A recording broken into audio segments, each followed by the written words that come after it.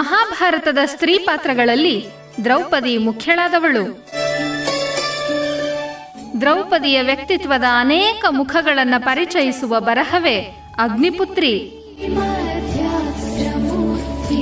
ಕಸ್ತೂರಿ ಮಾಸಪತ್ರಿಕೆಯಲ್ಲಿ 2 ವರ್ಷಗಳ ಕಾಲ ಜನಪ್ರಿಯ ಧಾರಾವಾಹಿಯಾಗಿ ಮೂಡಿಬಂದ ಈ ಬರಹ ನಿಮ್ಮ ನೆಚ್ಚಿನ ಜ್ಞಾನಧ್ವನಿ ಸಮುದಾಯ ರೇಡಿಯೋದ ಮಹಿಳಾ ಲೋಕದಲ್ಲಿ. ತಪ್ಪದೆ ಕೇಳಿ, ಪ್ರತಿ ಮಂಗಳವಾರ ಬೆಳಿಗ್ಗೆ 7:10 ಮರುಪ್ರಸಾರ ಮರುದಿನ ಸಂಜೆ 7:10.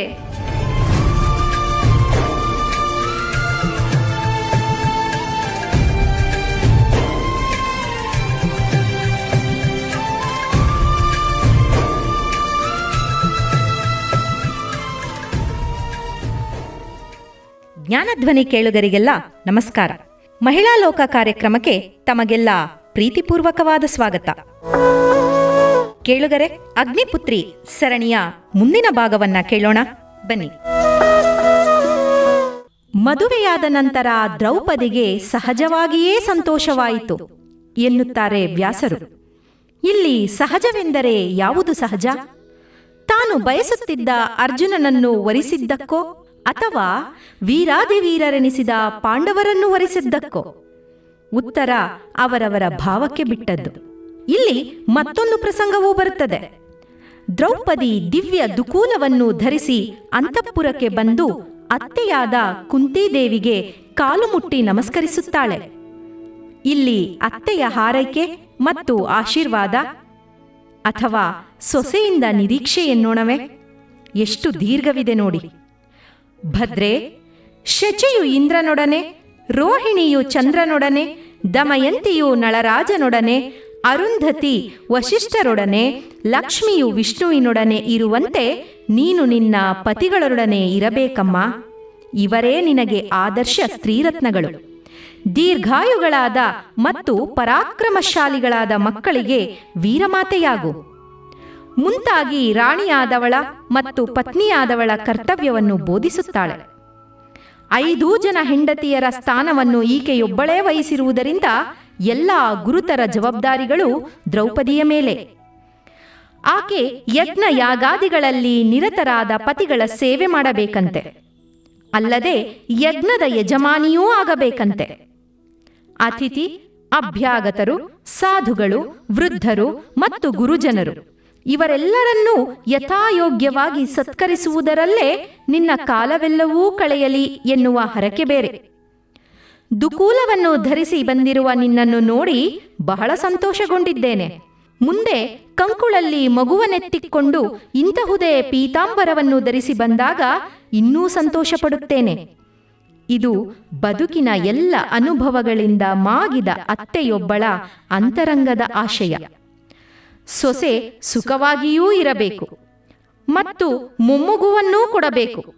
ಈ ಮಾತುಗಳಾದ ಮೇಲೆ ಅತ್ತೆ ಸೊಸೆಯರಿಬ್ಬರ ಕಣ್ಣುಗಳಿಂದಲೂ ಆನಂದ ಬಾಷ್ಪಗಳು ಸುರಿದುವಂತೆ. ಕುಮಾರವ್ಯಾಸನಲ್ಲಿ ಮದುವೆಯ ನಂತರದ ವಿದ್ಯಮಾನಗಳು, ಅದರಲ್ಲೂ ಶ್ರೀಕೃಷ್ಣನ ಆಗಮನದ ಭಾಗ ತುಂಬ ಸುಂದರವಾಗಿ ಮೂಡಿದೆ. ಆತನ ಕಲ್ಪನೆಯ ಹಕ್ಕಿ ಗರಿಗೆದರಿ ಸದಾ ಹಾರಾಡುತ್ತಿರುತ್ತದೆ. ದೃಶ್ಯಗಳನ್ನು ಕಣ್ಣಿಗೆ ಕಟ್ಟಿಸುವಲ್ಲಿ, ಭಾವಗಳನ್ನು ಓದುಗರ ಮನದಾಳದಲ್ಲಿ ಹುದುಗಿಸುವಲ್ಲಿ ಕುಮಾರವ್ಯಾಸನಿಗೆ ಸರಿಸಮನಾದ ಕವಿ ಕನ್ನಡದಲ್ಲಿ ಯಾರಿದ್ದಾರೆ? ದ್ರೌಪದಿಯ ಮದುವೆಯ ನಂತರ ಕೃಷ್ಣ ಬಲರಾಮರ ಆಗಮನ, ಜೊತೆಗೆ ದೇವಕೀದೇವಿಯೂ ಬಂದಳಂತೆ. ಕುಂತಿಯ ಸೋದರಿಕೆ ಸಂಬಂಧ ಗಟ್ಟಿಗೊಳ್ಳಬೇಕಲ್ಲವೇ? ಇಲ್ಲೊಂದು ಗುಂಪು ಚಿತ್ರದ ಅರ್ಥಾತ್ ಗ್ರೂಪ್ ಫೋಟೋ ಕಲ್ಪನೆ ಅದೆಷ್ಟು ಸುಂದರ ನೋಡಿ. ಈದಿರೊಳವನಿಪ ಭೀಮ ನಡೆವಂಕದಲಿ ಮಾದ್ರಿ ಸುತರು ಬಲವಂಕದಲಿ ದೇವಕಿ ಕುಂತಿ ವಸುದೇವಾದಿಯದು ನಿಕರ ಮುದದಿ 5 ರಮಣಿ ಬಲವಂಕದಲಿ ಕರುಣಾಳುವಿನ ವಾಮಾಂಗದಲಿ ಫಲುಗುಣ ನೊಪ್ಪೆ ಮೆರೆದನು ದಾನವ ಧ್ವಂಸಿ. ಎದುರುಗಡೆ ಧರ್ಮರಾಯನಿದ್ದಾನೆ. ಅವನ ಎಡದಲ್ಲಿ ಭೀಮ, ಬಲಗಡೆಯಲ್ಲಿ ಮಾದ್ರೀಸುತರು ಅಂದರೆ ನಕುಲ ಸಹದೇವರು, ಅಲ್ಲೇ ದೇವಕಿ, ಕುಂತಿ ಮತ್ತು ಸಮಸ್ತ ಯದುಕುಲ ಜನ. ಮತ್ತೆ ಬಲದಲ್ಲಿ 5 ರಮಣಿ ದ್ರೌಪದಿ, ಜೊತೆಗೆ ಕರುಣಾಳು ಕೃಷ್ಣ, ಅವನ ಎಡಗಡೆ ಅರ್ಜುನ, ಹೀಗೆ ಎಲ್ಲರ ಜೊತೆಯಲ್ಲಿ ವಿವಾಹದ ಸಂಭ್ರಮವನ್ನು ಆಚರಿಸಿಕೊಂಡನಂತೆ ಕೃಷ್ಣ. ಇದನ್ನು ಓದುತ್ತಿದ್ದರೆ ಇಂದಿನ ವೈಭವದ ಮದುವೆಗಳ ಆರತಕ್ಷೆಯ ದೃಶ್ಯ ಕಣ್ಣಿಗೆ ಕಟ್ಟುವುದಿಲ್ಲವೇ? ನಮ್ಮ ಇಂದಿನ ಈ ವಹಿವಾಟುಗಳನ್ನು ಎಷ್ಟೋ ಶತಮಾನಗಳ ಹಿಂದೆಯೇ ಕುಮಾರವ್ಯಾಸ ಕಲ್ಪಿಸಿದ್ದನಲ್ಲ. ಸೋಜಿಗವಲ್ಲವೇ? ಒಬ್ಬ ರಾಜ ಹಲವಾರು ಮಡದಿಯರನ್ನು ಹೊಂದಿದ್ದರೆ ಆತನನ್ನು ರಾಜಾ ಬಹುವಲ್ಲಭ ಎಂದೇ ಆದರಿಸಿದ್ದಾರೆ ನಮ್ಮ ಪೂರ್ವಜರು. ಆದರೆ ಇಲ್ಲಿ ಪಾಂಚಾಲಿಯೊಬ್ಬಳು 5 ವೀರಾಧಿವೀರರನ್ನು ವರಿಸಿಬಿಟ್ಟಿದ್ದಾಳಲ್ಲ. ಅವಳನ್ನು ಯಾವ ಮಾತುಗಳಿಂದ ಹೊಗಳಬೇಕು? ಯಾವ ಮಹಾಕವಿಯೂ ಈ ವಿಚಾರವಾಗಿ ಒಂದೇ ಒಂದು ಮೆಚ್ಚುಗೆಯ ಮಾತನ್ನೂ ಆಡುವುದಿಲ್ಲ. ಬದಲಾಗಿ ನಿಯಮಗಳನ್ನು ಹೇರುತ್ತಾರೆ. ಅವಳಿಗೂ ಅವಳನ್ನು ವರಿಸಿದ ಅವಳ ಗಂಡಂದಿರಿಗೂ. ಅದು ಯಾರಿಂದ? ನಾರದ ಮಹಾಮುನಿಗಳಿಂದ. ಇಲ್ಲೊಂದು ಸೋಜಿಗವಿದೆ. ದ್ರೌಪದಿಯನ್ನು ವರಿಸಿದ ಮೇಲೆ ಹಲವು ಕಾಲ ಆರಾಮವಾಗಿ ದೃಪದನ ರಾಜ್ಯದಲ್ಲೇ ಈ ಅಳೀಮಯ್ಯಂದಿರು ಅರಮನೆಗಳ ಉಡುಗೊರೆ ಪಡೆದು ಬೀಡು ಬಿಟ್ಟಿದ್ದರು. 1 ವರ್ಷದ ನಂತರ ವಿದುರನ ಸಲಹೆಯ ಮೇರೆಗೆ ಧೃತರಾಷ್ಟ್ರ ತನ್ನ ಮೊಂಡು ಮಗನಿಗೆ ಬುದ್ಧಿ ಹೇಳಿ ಜನಾಭಿಪ್ರಾಯದಲ್ಲಿ ತಾನು ಒಳ್ಳೆಯವನೆನಿಸಿಕೊಳ್ಳಲು ಪಾಂಡವರನ್ನು ಹಸ್ತಿನಾವತಿಗೆ ಕರೆಸಿಕೊಂಡ. ಆ ಕಾಲಕ್ಕೆ ವರ್ಷ 36 ಸಮವಾಯಿತು ಧರ್ಮಸುತಂಗೆ ಎಂದು ಕುಮಾರವ್ಯಾಸ ವಯಸ್ಸನ್ನೂ ದಾಖಲಿಸುತ್ತಾನೆ. ಕೇಳು ಜನಮೇ ಜಯಧರಿತ್ರಿ ಪಾಲ ನಿಮ್ಮಯ ಪೂರ್ವಜರು ಸಮಪಾಳಿಗಳ ಸೇರುವೆಯೊಳಿದ್ದರು ಸಾನುರಾಗದಲ್ಲಿ. ಕೇಳಮೇಳದ ಬೇಟೆಗಳ ವೈಹಾಳಿಗಳ ಜೂಜಿನ ಸಮಂಜಸ ಲೀಲೆಗಳ ಕೇಳಿಯಲಿ ಕಳೆದರು ವರುಷ ಪಂಚಕವ. ಹಸ್ತಿನಾವತಿಯಲ್ಲಿ ಕೌರವರು ಪಾಂಡವರು ಸಮಪಾಲನ್ನು ಅನುಭವಿಸುತ್ತಾ ಅನುರಾಗದಲ್ಲಿ ಬದುಕು ಕಳೆಯುತ್ತಾ ಆಟಗಳು, ನೋಟಗಳು, ಬೇಟೆಗಳು, ಕುದುರೆಯ ಮೇಲೆ ದೂರ ದೂರದ ಸವಾರಿಯ ವಿಹಾರಗಳು, ಜೊತೆಗೆ ಹೊತ್ತು ಕಳೆಯಲು ಜೂಜು, ಸಂಗೀತ, ನೃತ್ಯ, ನಾಟಕ ಮೊದಲಾದ ಲೀಲೆಗಳು. ಹೀಗೆ ಜೀವನ ನಡೆಸಿದ್ದು ಎಷ್ಟು ದಿನ? ಸರಿಯಾಗಿ 5 ವರ್ಷಗಳು. ಆ ನಂತರವೂ ಯಾಕೋ ದುರ್ಯೋಧನನ ಉಬ್ಬಸ ಕಡಿಮೆಯಾಗಲಿಲ್ಲ. ಒಳಗೊಳಗೆ ಕುದಿಯುತ್ತಿದ್ದ. ಮತ್ತೆ ವಿದುರನ ಸಲಹೆಯಂತೆ ಪಾಂಡವರಿಗೆ ಅರ್ಧರಾಜ್ಯವನ್ನು ಕೊಡಲಾಯಿತು. ಅವರು ತಮ್ಮ ಭಾಗವಾದ ಕಾಂಡವವನವನ್ನು ಇಂದ್ರಪ್ರಸ್ಥವನ್ನಾಗಿಸಿಕೊಂಡು ಮತ್ತೆ ಹರುಷದಿಂದ ರಾಜ್ಯವಾಳತೊಡಗಿದರು. ಅವರ ಈ ರಾಜ್ಯದಲ್ಲಿ ಸಕಲ ಪ್ರಜೆಗಳು ಸಂತುಷ್ಟರಾಗಿದ್ದರಂತೆ. ಕೊಲೆ, ಸುಲಿಗೆ, ಕಳವು ಇವು ಯಾವುವೂ ಈ ರಾಜ್ಯದ ಹತ್ತಿರವೂ ಬರುತ್ತಿರಲಿಲ್ಲವಂತೆ. ಅಲ್ಲಿ ತ್ಯಾಗ, ದಾನ, ಯಜ್ಞ, ಯಾಗಗಳು ಸಮೃದ್ಧಿಯೇ. ಹವಿರ್ಭಾಗದ ಭೋಜನವನ್ನು ಮಾಡಿ ಅಮರರಿಗೆ ಅಂದರೆ ದೇವತೆಗಳಿಗೆ ಅಜೀರ್ಣವಾಯಿತಂತೆ. ಬಲಿ, ನಹುಷ, ಹರಿಶ್ಚಂದ್ರ, ಪುರೂರವ ಮುಂತಾದವರು ರಾಜ್ಯಭಾರ ನಡೆಸಿದಂತೆ ಧರ್ಮನಂದನನೂ ರಾಜ್ಯವಾಳಿದ ಎನ್ನುತ್ತಾನೆ ಕವಿ. ಇಲ್ಲಿ ಮತ್ತೆ ದ್ರೌಪದಿಯ ಬಗ್ಗೆ ಪ್ರಶ್ನೆ ಏಳುತ್ತದೆ ನೋಡಿ. ಇಲ್ಲಿಗೆ ದೇವಮುನಿ ನಾರದನ ಆಗಮನವಾಗುತ್ತದೆ. 5 ಜನ ಗಂಡಂದಿರು ಒಬ್ಬ ಹೆಂಡತಿಯೊಡನೆ ಯಾವ ನಿಯಮವೂ ಇಲ್ಲದೆ ಹೇಗಯ್ಯ ಇದ್ದೀರಿ ಎನ್ನುತ್ತಾನೆ ಈ ಮುನಿವರ. ಅದಕ್ಕೆ ಉದಾಹರಣೆಯಾಗಿ ಒಬ್ಬ ಹೆಂಡತಿಯನ್ನು ಹಲವು ಜನ ಗಂಡಂದಿರು ವರಿಸಿದರೆ ಆಗಬಹುದಾದ ಅನಾಹುತಗಳ ಬಗ್ಗೆ ಸುಂದೋಪಸುಂದರರ ಕತೆ ಹೇಳುತ್ತಾನೆ. ತಮಾಷೆಯೆಂದರೆ ಇದೇ ದ್ರೌಪದಿಯನ್ನು 5 ಜನರಿಗೆ ಮದುವೆ ಮಾಡಿಕೊಡುವುದಿಲ್ಲವೆಂದು ದೃಪದ ಹಠ ಹಿಡಿದಾಗ ಧರ್ಮರಾಯ 7 ಋಷಿಗಳನ್ನು ವರಿಸಿದ ಜಟಿಲೆಯ ಕತೆ, 10 ಋಷಿಕುಮಾರರನ್ನು ವರಿಸಿದ ವಾರ್ಕ್ಷಿ ಎನ್ನುವವಳ ಕತೆಗಳನ್ನು ಹೇಳಿ ಒಪ್ಪಿಸುತ್ತಾನೆ. ಇಲ್ಲಿ ಮತ್ತೆ ಅದೇ ಸಮಸ್ಯೆಯನ್ನಾಗಿ ಮಾಡಿದ್ದಾನೆ ನಾರದ ಮಹಾಶಯ. 1 ವರ್ಷ ದ್ರೌಪದಿಯ ತವರಿನಲ್ಲಿಯೂ 5 ವರ್ಷ ಹಸ್ತಿನಾವತಿಯಲ್ಲಿಯೂ ಮತ್ತೆ ತಮ್ಮದೇ ರಾಜ್ಯ ಸುಭಿಕ್ಷವಾಗುವವರೆಗೂ ಹಲವು ಕಾಲ ಇದೇ ದ್ರೌಪದಿಯೊಡನೆ ಯಾವ ತಕರಾರೂ ಇಲ್ಲದೆ ಹಸನಾಗಿ ಸಂಸಾರ ಮಾಡಿಕೊಂಡಿದ್ದ ಪಾಂಡವರಿಗೆ ಈಗ ಇದೇ ದ್ರೌಪದಿ ಪಾಂಡವರೊಳಗೆ ಕಲಹ ಕಾರಣಳಾಗುತ್ತಾಳಂತೆ. ಈ ಚೋದ್ಯಕ್ಕೆ ಏನೆನ್ನೋಣ? ಅದರಿ ನೀ ಜೀವರಿಗೆ ದುಸ್ಥಿತಿ ಸುದತಿಯರ ದೆಸೆಯಿಂದ ರಾಜ್ಯದ ಹುದುವಿನಲಿ ಮೇಣರ್ಥಗತಿಯಲನರ್ಥ ತಪ್ಪದಲೇ. ಸುದತಿಯರಿಂದ ಜೀವರಿಗೆ ಕೆಟ್ಟ ಸ್ಥಿತಿಯುಂಟಾಗುತ್ತದೆಯಂತೆ. ರಾಜ್ಯದ ಕ್ಷೇಮ ಹಾಳಾಗುತ್ತದೆಯಂತೆ. ಹಣಕಾಸು ವ್ಯವಹಾರದಲ್ಲಿ ಅನರ್ಥ ತಪ್ಪದಂತೆ. ಈ ವಾದಕ್ಕೆ ಹುರುಳಿದೆಯೇ? ಮತ್ತು ನಾರದ ಮಾಡುವ ಇವರ ಆಂತರಿಕ ವ್ಯವಸ್ಥೆ ನೋಡಿ. ಒಂದೊಂದು ವರ್ಷ ದ್ರೌಪದಿ ಒಬ್ಬೊಬ್ಬ ಗಂಡನ ಮನೆಯಲ್ಲಿರುವುದು. ಇವರ ಖಾಸಗಿ ಕ್ಷಣವನ್ನು ಮತ್ತೊಬ್ಬ, ಅಂದರೆ ಗಂಡನೇ ಆದರೂ ಅವನೇನಾದರೂ ನೋಡಿದರೆ ಪ್ರಾಯಶ್ಚಿತ್ತವಾಗಿ 1 ವರ್ಷ ದೂರಾಗಬೇಕು. ಒಟ್ಟಿನಲ್ಲಿ ಇದಕ್ಕೆ ಗುರಿಯಾಗುವವನು ಅರ್ಜುನ ಮಾತ್ರ. ಯಾಕೆಂದರೆ ಅವನಿಗೆ ಸುಭದ್ರೆ ಎನ್ನುವ ಮತ್ತೊಬ್ಬ ಹೆಂಡತಿಯ ಭಾಗ್ಯವಿದೆಯಲ್ಲ. ಒಟ್ಟಿನಲ್ಲಿ ದ್ರೌಪದಿಯನ್ನು ಗೆದ್ದ ನೆಚ್ಚಿನ ಗಂಡ ಅವಳಿಗೊಬ್ಬ ಸವತಿಯನ್ನು ತರುವುದಕ್ಕೆ ಇಷ್ಟೆಲ್ಲ ನಿಯಮ ಬೇಕಾಯಿತೆ? 5 ಜನ ಗಂಡಂದಿರು ಒಬ್ಬಳೇ ಹೆಂಡತಿಯನ್ನು ಪಡೆದಾಗ ಪಾಲಿಸಬೇಕಾದ ನಿಯಮಗಳನ್ನೇನೋ ನಾರದರು ಪಾಂಡವರಿಗೆ ಹೇಳಿದರು. ಆದರೆ ಒಬ್ಬ ಮಹಿಳೆ 5 ಜನ ವಿವಿಧ ಸ್ವಭಾವದ ಗಂಡಂದಿರನ್ನು ಸಮತೋಲನದಲ್ಲಿಟ್ಟುಕೊಂಡು ಸಂಭಾಳಿಸಬೇಕಲ್ಲ. ಅವಳಿಗ್ಯಾವ ನಿಯಮಗಳು? ಧರ್ಮರಾಯ ಮಹಾಮೇಧಾವಿ, ಜೊತೆಗೆ ಸಾಧು ಸ್ವಭಾವದವನು. ನಾರದರ ಮಾತಿನಂತೆ ಅವನೊಂದಿಗೆ 1 ವರ್ಷ ಸಂಸಾರ ಮಾಡುವಾಗ ಅವನಂತೆ ಸಾಧುವಾಗಿ, ಧರ್ಮ ಭೀರುವಾಗಿ, ಸಜ್ಜನಿಕೆಯನ್ನೇ ಉಸಿರಾಗಿಸಿಕೊಂಡು ವ್ಯವಹರಿಸಿದರೆ ಮಾತ್ರ ಈ ಗಂಡ ಸಂತುಷ್ಟ. ಮಹಾಕಲಿ ಭೀಮನೋ ಶಕ್ತಿಯನ್ನೇ ನಂಬಿದವನು. ಧೈರ್ಯ ಸ್ಥೈರ್ಯಗಳೇ ಅವನ ಜೀವಾಳ. ಅವನೊಂದಿಗೆ ಇರುವಾಗ ದ್ರೌಪದಿ ಭೀಮನ ಪೌರುಷಕ್ಕೆ ಪ್ರೋತ್ಸಾಹ ಕೊಡಬೇಕು. ಅವನ ಶೌರ್ಯ ಸ್ಥೈರ್ಯಗಳನ್ನು ಮನಸಾ ಮೆಚ್ಚಬೇಕು. ತನ್ನೊಳಗೂ ಈ ಗುಣಗಳನ್ನು ತುಂಬಿಕೊಳ್ಳಬೇಕು. ಅವನ ಉತ್ಸಾಹ ಕುಂದದಂತೆ ಅವನಿಗೆ ಹೆಗಲೆಣೆಯಾಗಬೇಕು. ಇನ್ನು ಅರ್ಜುನ ಹಲವು ನಾರಿಯರ ಚಿತ್ತಚೋರ, ಉಲೂಪಿ, ಚಿತ್ರಾಂಗದೆ, ಸುಭದ್ರೆ, ಎಲ್ಲರ ಮನಮೋಹನ.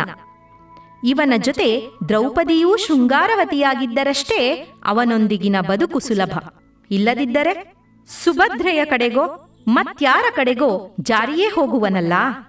1 ವರ್ಷ ತನ್ನ ಬಳಿಯೇ ಹಿಡಿದಿಡುವುದು ಸವಾಲೇ ತಾನೆ ದ್ರೌಪದಿಗೆ. ನಕುಲ ಸಹದೇವರೋ ಪಾಪ ಮುಗ್ಧ ಜೀವಿಗಳು. ಈ ಮೂವರೂ ಜಗತ್ಪ್ರಸಿದ್ಧ ಅಣ್ಣಂದಿರ ದಿವ್ಯ ಪ್ರತಿಭೆಯಲ್ಲಿ ಮಸುಕಾದವರು. ಅವರೊಂದಿಗೆ ಈ ದ್ರೌಪದಾದೇವಿ ಎನ್ನುವ ಅಗ್ನಿಪುತ್ರಿ ಪ್ರಭಾಮೂರ್ತಿಯಾಗಿ ಹೇಗಿದ್ದಾಳು? ಅವರಂತೆ ಸೌಮ್ಯತೆಯನ್ನೇ ಹೊತ್ತು ಬಾಳಬೇಕಷ್ಟೆ. ಇವೆಲ್ಲವನ್ನು ಹೇಗೆ ನಿಭಾಯಿಸಿದಳು ದ್ರೌಪದಿ? ಯಾವ ಮಹಾಕವಿಯೂ ಈ ಪ್ರಶ್ನೆಗೆ ಉತ್ತರಿಸುವುದಿಲ್ಲ. ವ್ಯಾಸರು ಅವಳಿಗೊಂದು ಪಾರಿತೋಷಕವನ್ನು ಕೊಟ್ಟಿದ್ದಾರೆ. ಏಕಸ್ಯಾಂ ಯೇ ರತಾಃ ಪತ್ನ್ಯಾಂ ನ ಭಿದ್ಯಂತೆ ಪರಸ್ಪರಂ. ಒಬ್ಬಳೇ ಸ್ತ್ರೀಯಲ್ಲಿ ಅನುರಕ್ತವಾಗಿರುವ ಸಹೋದರರಲ್ಲಿ ಭೇದವೆಂದಿಗೂ ಉಂಟಾಗುವುದಿಲ್ಲ ಎನ್ನುತ್ತಾರೆ. ಅಂದರೆ ಆ ಸ್ತ್ರೀಯು ತನ್ನ ಪತಿಗಳ ಒಗ್ಗಟ್ಟಿಗೆ ಕಾರಣಳಾಗಿದ್ದಾಳೆ ಎನ್ನುವ ಮೆಚ್ಚುಗೆಯನ್ನು ಹೇಳಿದಂತಾಯಿತು. ಇನ್ನೂ ಮುಂದುವರೆದು ಹೇಳುತ್ತಾರೆ, ಪಾಂಡವರು ನಿರ್ಗತಿಕರಾಗಿದ್ದಾಗಲೇ ಕೃಷ್ಣೆಯು ಅವರನ್ನು ಸ್ವಯಂವರದಲ್ಲಿ ವರಿಸಿದ್ದಾಳೆ.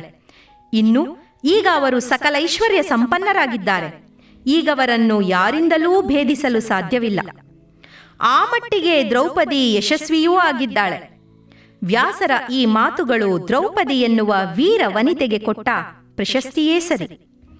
ಇಂಥ ಮಹಾಮಹಿಳೆಗೆ ಮುಂದೆ ಎಂಥ ಅಪವಾದ ಬಂತು ನೋಡಿ. ಅವಳ ಅನುಪಸ್ಥಿತಿಯಲ್ಲಿ ನಡೆದ ಒಂದು ಘಟನೆಗೆ ಮುಂದೆ ಅದರಿಂದಾದ ಸಕಲ ಅನಾಹುತಕ್ಕೂ ಅವಳೇ ಕಾರಣಳು ಎಂದು ನಂಬಿಸಲಾಯಿತು. ರಾಜಸೂಯ ಯಾಗ ಮುಗಿಯಿತು. ಪಾಂಡವರ ಪಿತೃವರ್ಗವೆಲ್ಲ ಸಂತುಷ್ಟಿಯಿಂದ ಸ್ವರ್ಗವನ್ನು ಸೇರಿದ್ದೂ ಆಯಿತು.